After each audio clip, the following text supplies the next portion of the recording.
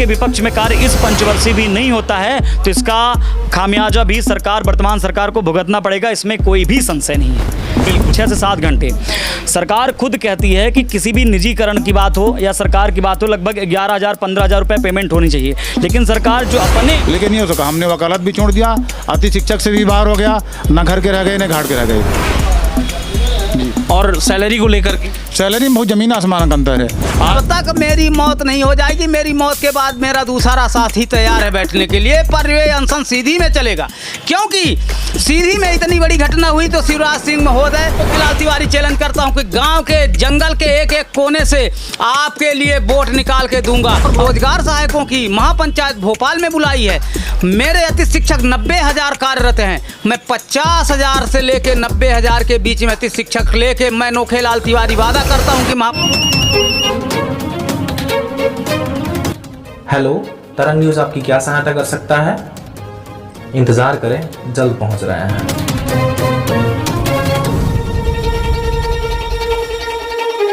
मध्य प्रदेश में जो विद्यालय हैं वो विद्यालय को जो है सबसे बड़ी चीज़ देखी जाती है कि उसके जो अतिथि शिक्षक होते हैं उन्हीं के द्वारा विद्यालय में बच्चों को शिक्षा दी जा रही।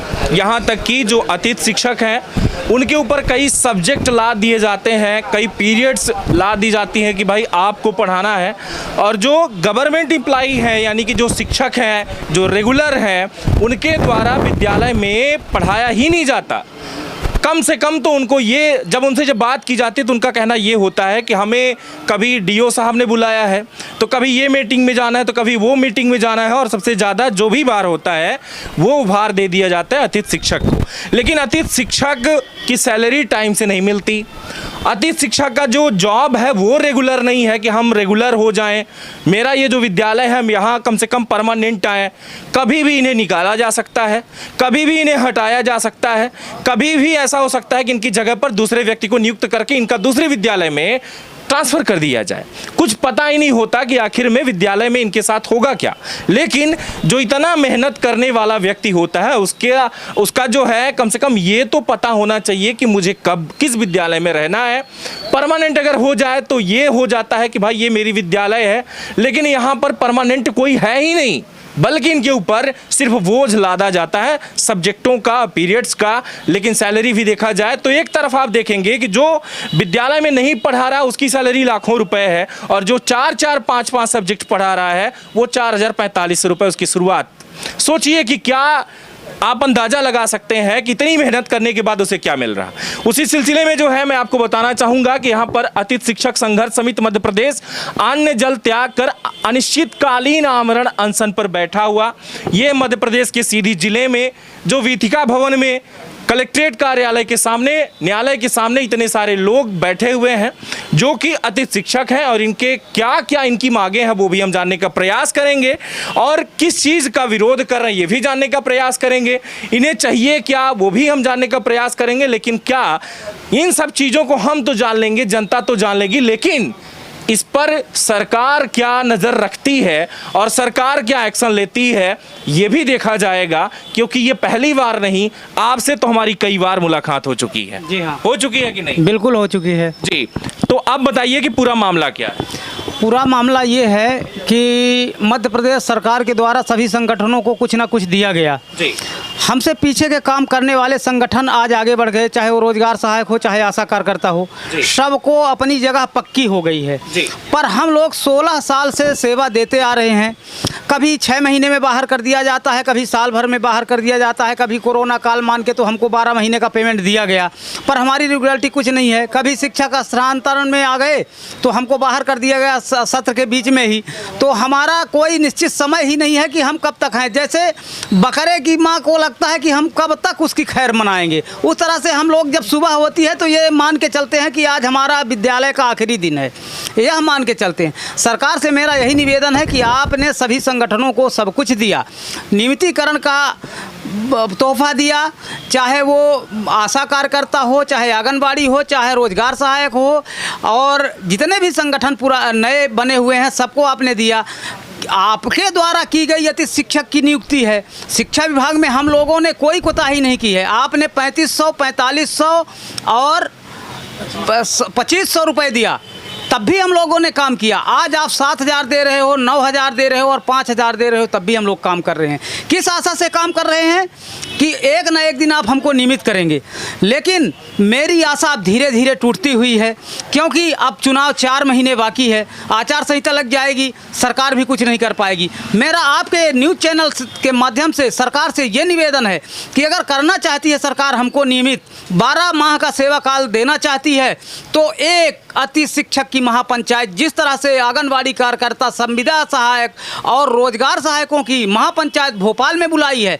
मेरे अति शिक्षक 90,000 कार्यरत हैं। मैं 50,000 से लेके 90,000 के बीच में अति शिक्षक लेके मैं नोखेलाल तिवारी वादा करता हूं कि महापंचायत में उपस्थित होऊंगा।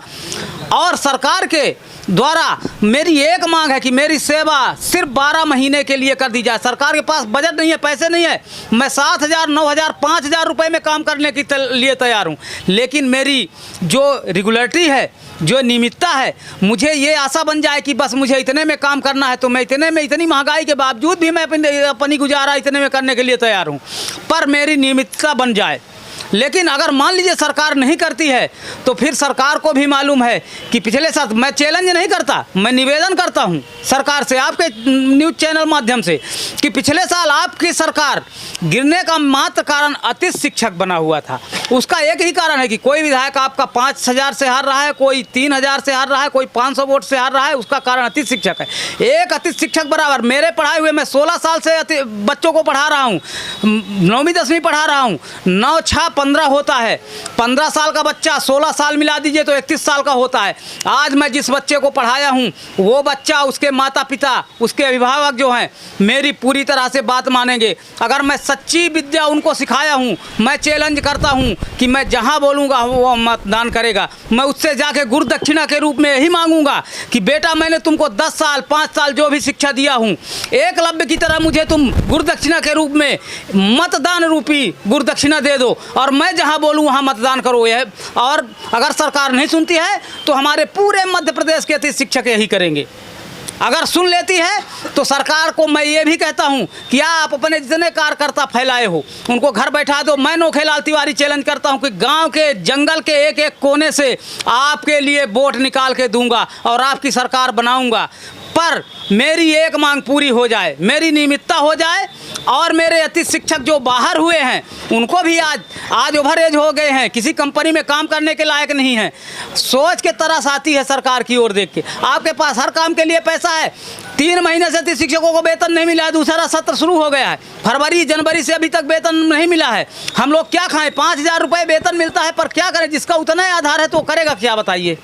आपके न्यूज़ चैनल माध्यम से मैं कहता हूं कि बजट तुरंत उपलब्ध करा के पहले पुरानी जो वेतन संबंधी समस्या है उसको हल किया जाए और मेरी मांग पूरी कर दी जाए। यही मेरा सरकार से निवेदन है। आपने कहा कि 3 महीने से सैलरी नहीं मिली।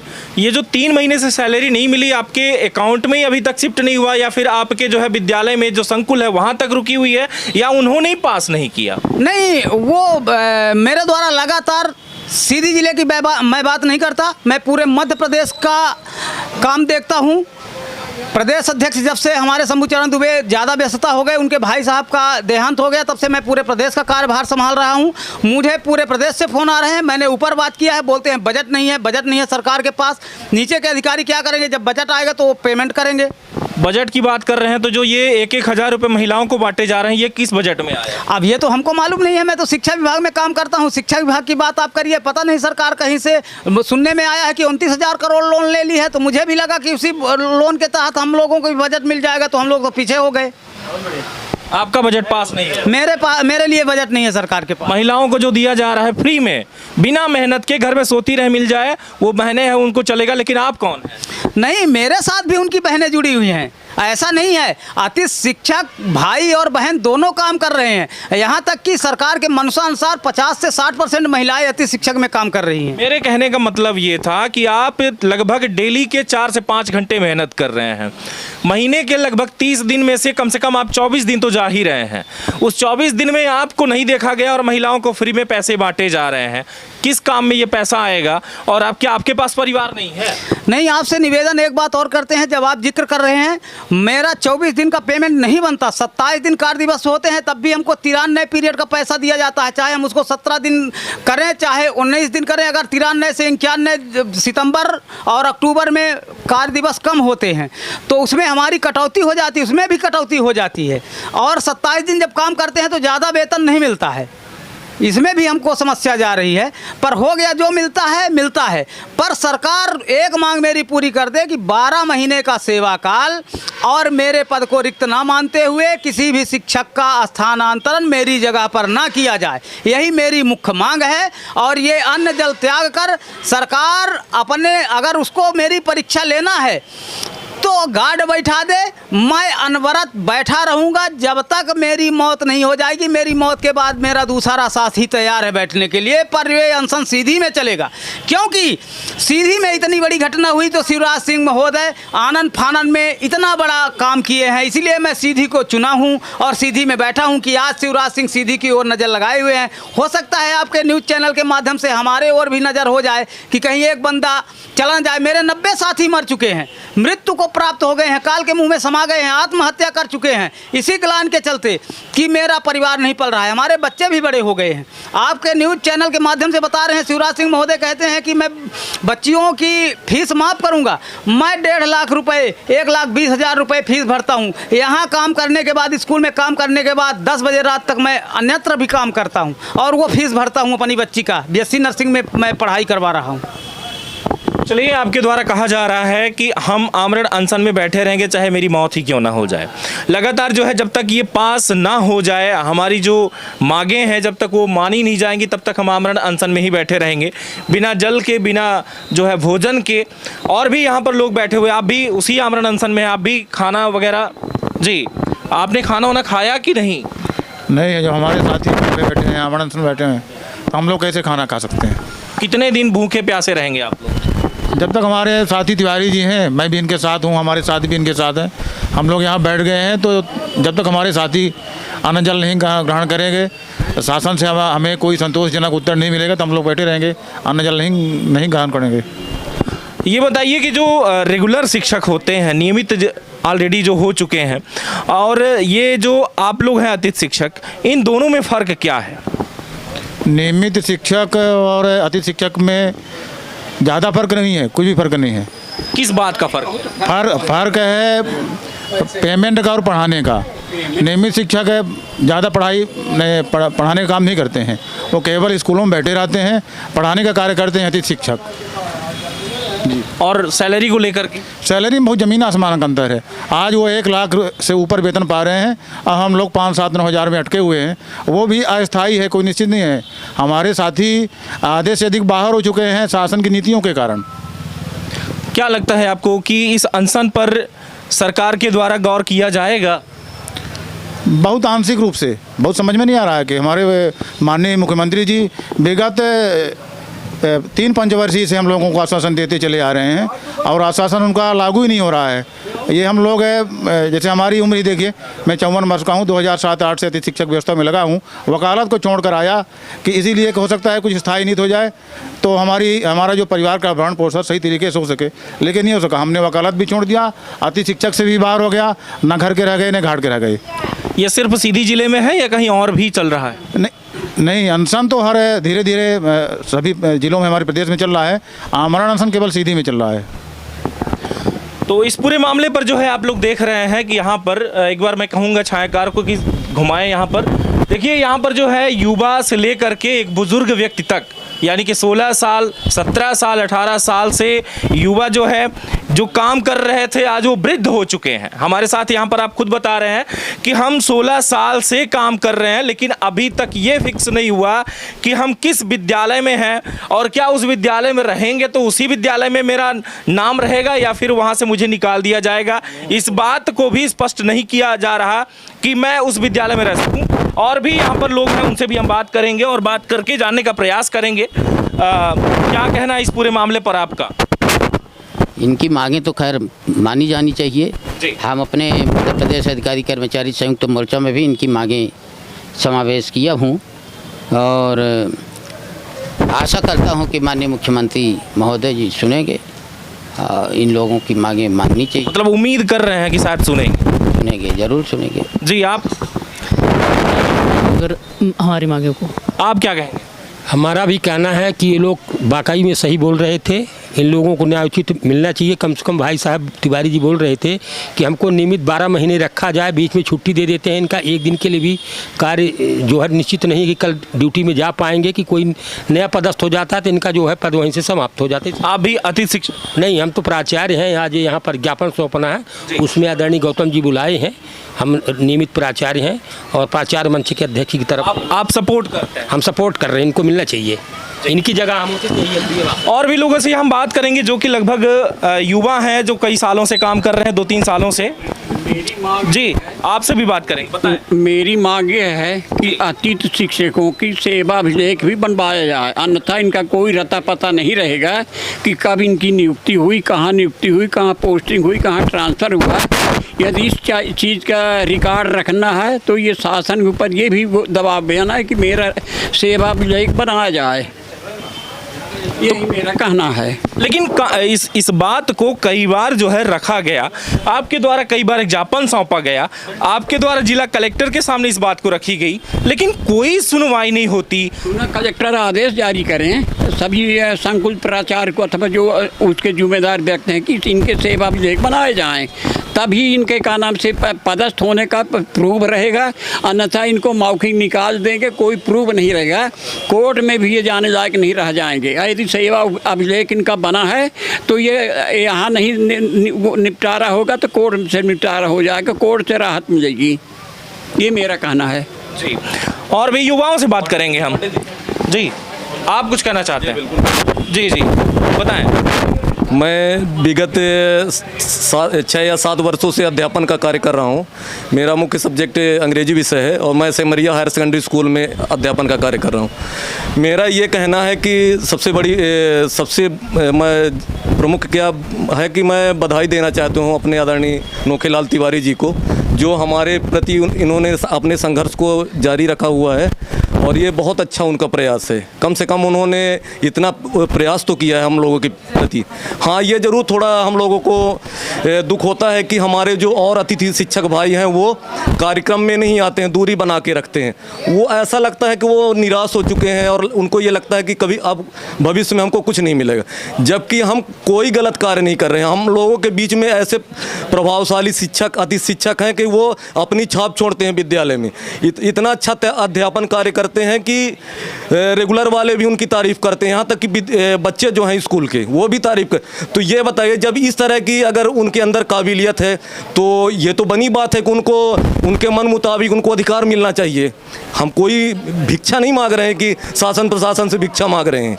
हाँ, ये अलग बात है कि कोई मान लीजिए एग्ज़ाम अगर हो रहा है तो उसमें कोई थोड़ा बहुत आगे पीछे हो गया, ऐसे भी नहीं, बहुत सारे अतिथि शिक्षक क्वालिफाई कर चुके हैं एग्ज़ाम जो है, लेकिन फिर भी वो बेचारे आज भटक रहे हैं रेगुलर एम्प्लॉयमेंट के लिए।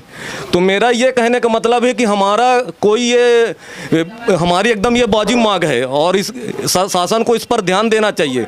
और आरक्षण का नियम भी जो लगाया है कि मतलब 3 साल उन्होंने काम किया और उनको भी वही दिया जा रहा है जो 10 साल काम किए हैं, इसमें भी एक विसंगति है। इसको दूर करना चाहिए। कम से कम जो ज़्यादा वर्षों तक कार्य किए हैं और उनको अतिरिक्त उनको बोनस अंक देना चाहिए और उनको है ना, उनको बोनस देना चाहिए और ताकि वो विभाग में शामिल हो सके, विभागीय प्रक्रिया में, और वो तन मन धन से लगे रहते। जैसा कि हमारे तिवारी जी ने बताया कि 20-22 दिन का कार्य नहीं रहता हमारा, कम से कम 26-27 दिन का रहता है, लेकिन हमको वही 20-22 दिन का मान लीजिए या कि जो 93 जो रहता है घंटे का पीरियड रहता है उसके हिसाब से पेमेंट दिया जाता है, जो कि गलत है।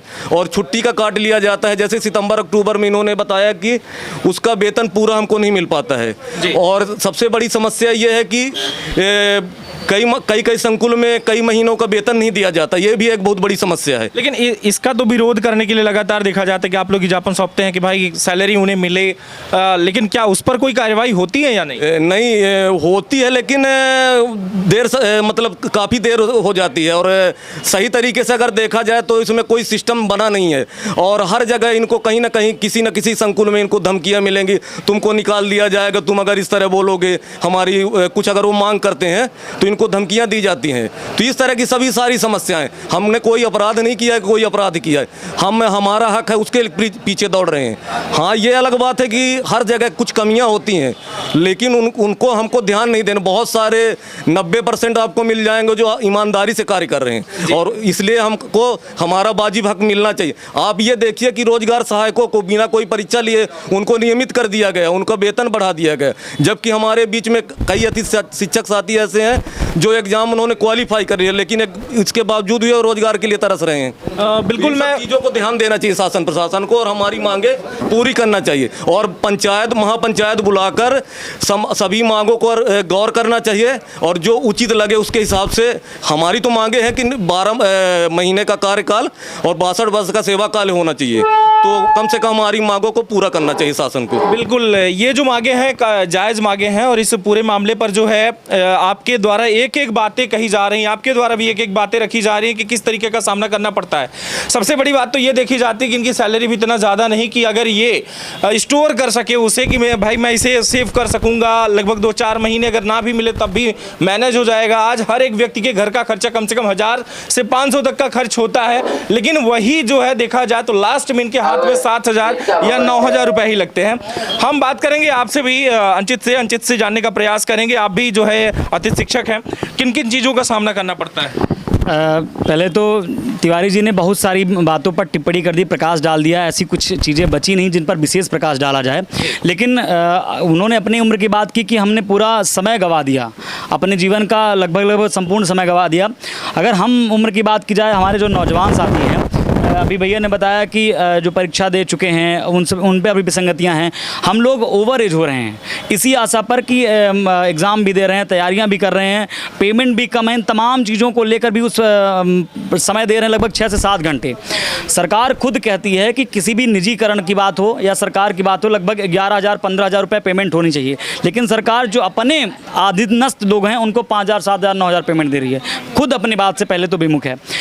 तमाम ऐसी चीज़ें हैं कि युवा मेहनत भी कर रहा है, लगा हुआ है 7-7 घंटे, 6-6 घंटे, क्योंकि 10 बजे से 4 बजे तक लगातार लोग लगे रहते हैं।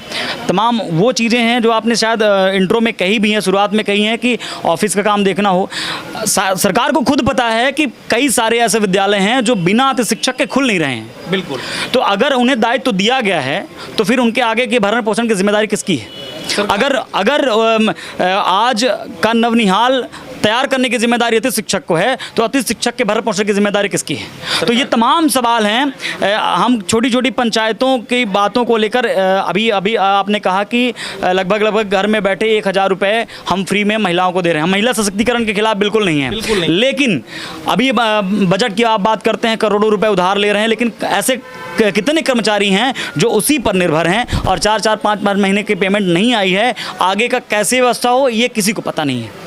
तो ऐसे तमाम चीज़ों पर हम ये जो अनशन है, ये जो बुलाई गई है आमरण अनशन अतिथि शिक्षक संघ द्वारा, ये मात्र ध्यानाकर्षण है। लेकिन अगर आप हम तक पहुंच गए हैं, हम पहुंच रहे हैं, तो ये ज़रूर है, हम आश्वासन इतना ज़रूर दिलाते हैं कि अगर हम लोगों के पक्ष में कार्य होता है तो ये अतिथि शिक्षक सभी वर्तमान सरकार के पक्ष में हैं, और अगर यहाँ से अतिथि शिक्षक के विपक्ष में कार्य इस पंचवर्षीय भी नहीं होता है तो इसका खामियाजा भी वर्तमान सरकार को भुगतना पड़ेगा, इसमें कोई भी संशय नहीं है। बिल्कुल, आपने तो पहले ही कह दिया है कि हम जो है इस बार सपोर्ट तभी करेंगे जब हमारी सुनवाई होगी। अगर मेरी सुनवाई नहीं होती तो हमारे पढ़ाए हुए जो छात्र हैं आज वो वोटर बन चुके हैं, आइडेंटिटी कार्ड में उनका भी नाम छप चुका है, और वो जो है मतदाता वो हमारे हैं, सब एक साथ मिलके चलेंगे। और अगर हमने गुरुदक्षिणा में अगर एक वोट भी मांग लिया तो हम जिधर चाहेंगे सरकार उधर पलटेगी। ये हम नहीं, आपका कहना, और आपके साथ साथ सभी यहाँ पर अतिथि शिक्षक हैं जो लगातार यहाँ पर सैकड़ों अतिथि शिक्षक यहाँ पर मौजूद हैं जो इस बार सरकार को सीधे चेतावनी दे रहे हैं कि अगर आपने किया तो सही है, नहीं तो आप याद रखिएगा कि खामियाजा आपको ही भरना होगा, भुगतना होगा। लगातार बने रहें तरंग 24 न्यूज़ से। लेकिन एक बार फिर से दरखास्त करूंगा इस सरकार से कि ये लगातार वही अतिथि शिक्षक हैं जो आज के युवाओं को तैयार कर रहे हैं, एक भविष्य को तैयार कर रहे हैं कि देश में जो आज दुराचार लोग बैठे हुए हैं, देश में जो कोरेक्स पीते लोग इधर उधर भटक रहे हैं, वो जो भटक रहे हैं उनको एक अतिथि शिक्षक ने ही सिखाया कि आप इस रास्ते पे ना चलें, बल्कि एक देश में आप इस तरीके से पढ़िए कि आपका भविष्य अच्छा हो, उज्जवल हो। लेकिन देखा जा रहा है कि कहीं ना कहीं अगर उन्हें सही शिक्षा नहीं मिलती तब देखा जाता है कि वो राह भटक कर चोर बन जाते हैं, डकैत बन जाते हैं, नशे का व्यापार करने लगते हैं और खुद दशेड़ी बन जाते हैं। ये भी एक उचित शिक्षा, अच्छी शिक्षा देने पर ही लोग जो है एक भविष्य में एक कलेक्टर बनता है, एक पत्रकार बनता है, देश चलाता है, उसके पीछे एक शिक्षक का ही हाथ होता है। अगर शिक्षक ही आज सोचिए कि देश में भटक रहा है तो अंदाजा लगाइए इस बात का कि आखिर में नीति कहां पर है। बहुत बहुत धन्यवाद।